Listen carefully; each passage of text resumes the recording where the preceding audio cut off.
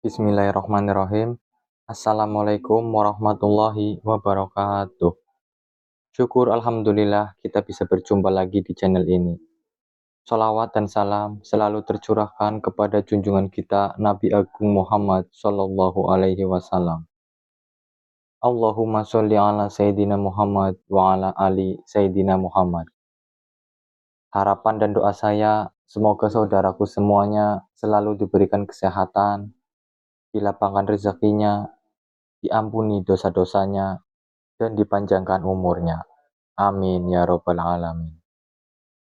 Sahabat beriman yang dirahmati Allah, kita sering mendengar tentang pahala jariah, yaitu amalan baik yang pahalanya terus mengalir bahkan setelah seseorang meninggal dunia.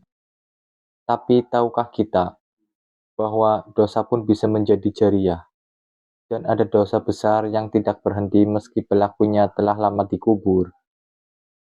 Dalam kesempatan kali ini, mari kita bahas bersama-sama dua dosa besar yang terus mengalir menjadi beban abadi hingga hari kiamat bagi pelakunya. Dosa pertama, menyebarkan kesesatan dan keburukan. Allah Subhanahu wa taala berfirman, "Dan supaya mereka memikul dosa-dosa mereka sepenuhnya pada hari kiamat, dan sebagian dari dosa-dosa orang yang mereka sesatkan, yang tidak mengetahui sedikit pun bahwa mereka disesatkan. Ingatlah, alangkah buruknya dosa yang mereka pikul itu." Quran Surat An-Nahl ayat 25. Salah satu dosa yang paling berat di sisi Allah adalah menjadi penyebab kesesatan orang lain.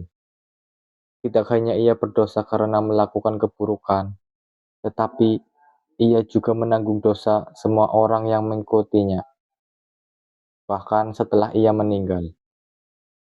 Contoh nyata di zaman ini. Contoh yang pertama, orang yang menyebarkan konten maksiat di media sosial, seperti video vulgar, musik maksiat, atau ajaran sesat. Setiap kali ada yang menonton, mendengar, dan mengikuti, ia mendapatkan bagian dari dosa itu. Contoh yang kedua, mereka menciptakan tren busana aurat, menjadikan para wanita membuka aurat demi gaya atau kebebasan. Saat orang lain meniru, bahkan setelah ia mati, dosa tetap terus mengalir.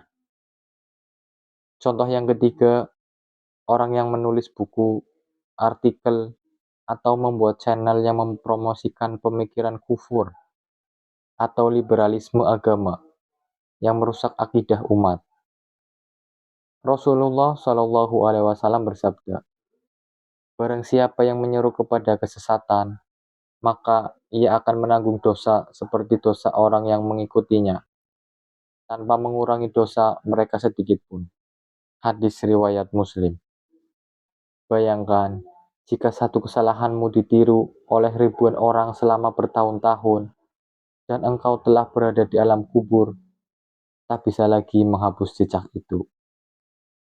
Dosa kedua, meninggalkan warisan maksiat. Sahabat beriman, manusia meninggalkan 3 hal setelah mati: amal jariah, ilmu yang bermanfaat, dan anak yang soleh yang mendoakannya. Tapi ada juga yang meninggalkan warisan dosa, yaitu sesuatu yang terus digunakan untuk kemaksiatan.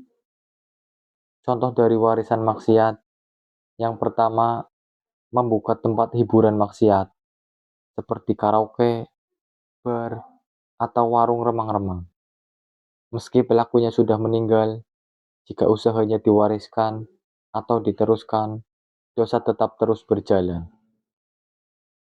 Contoh yang kedua, mewariskan lagu-lagu, film, atau karya seni yang merusak moral. Lalu anak-anaknya mendapat keuntungan dari sana. Setiap kali karya itu diputar atau dinikmati, dosa kembali mengalir ke kuburnya. Contoh ketiga, membiarkan anak dan keturunannya dalam kemaksiatan tanpa pernah dididik atau diarahkan. Orang tua punya tanggung jawab besar atas akhlak dan agama anaknya. Nabi Muhammad SAW bersabda, "Setiap kamu adalah pemimpin, dan setiap pemimpin akan dimintai pertanggungjawaban atas yang dipimpinnya." Hadis riwayat Bukhari dan Muslim. Bukan hanya tanggung jawab saat hidup, tetapi juga tanggung jawab setelah mati atas apa yang diwariskan dan ditinggalkan. Mengapa dosa ini terus mengalir? Dosa ini terus mengalir karena ia meninggalkan pengaruh dan jejak di bumi. Selama jejak itu belum dihapus, pengaruhnya tetap menambah beban amal keburukan pelakunya. Berbeda dengan dosa pribadi yang berhenti ketika seseorang bertaubat atau meninggal. Dosa jenis ini aktif, hidup, dan terus berjalan. Ibnu Qayyim rahimahullah berkata, barang siapa yang menjadi sebab kerusakan, maka ia menanggung bagian dari kerusakan itu selama dampaknya terus berlangsung. Cara menjaga diri dari dosa yang mengalir, yang pertama, hati-hati dalam berbicara dan menulis di media sosial. Jangan sampai yang kita sebarkan justru menjadi sebab kita diazab. Yang kedua, tutup pintu maksiat yang pernah kita buka. Jika dulu pernah membuka konten buruk, hapuslah, bertaubatlah, dan ganti dengan kebaikan. Yang ketiga, tinggalkan warisan yang baik.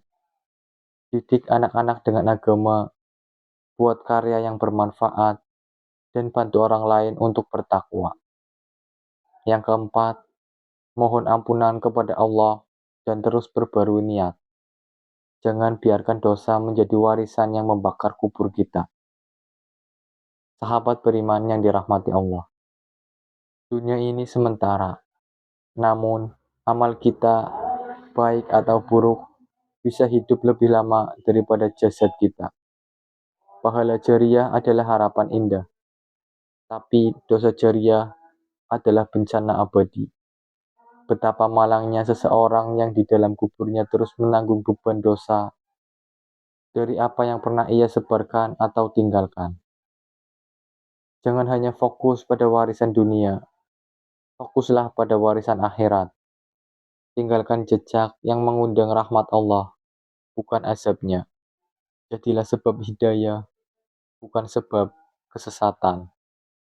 Jadilah penyebar kebaikan, bukan pewaris keburukan. Mari kita renungkan dan benahi hidup ini sebelum ajal menjemput. Mari kita pastikan yang mengalir setelah kematian hanyalah kebaikan, bukan dosa. Wallahu a'lam bishawab. Demikian yang bisa saya bagikan. Semoga bermanfaat untuk kita semua. Amin amin ya rabbal alamin. Wassalamualaikum warahmatullahi wabarakatuh.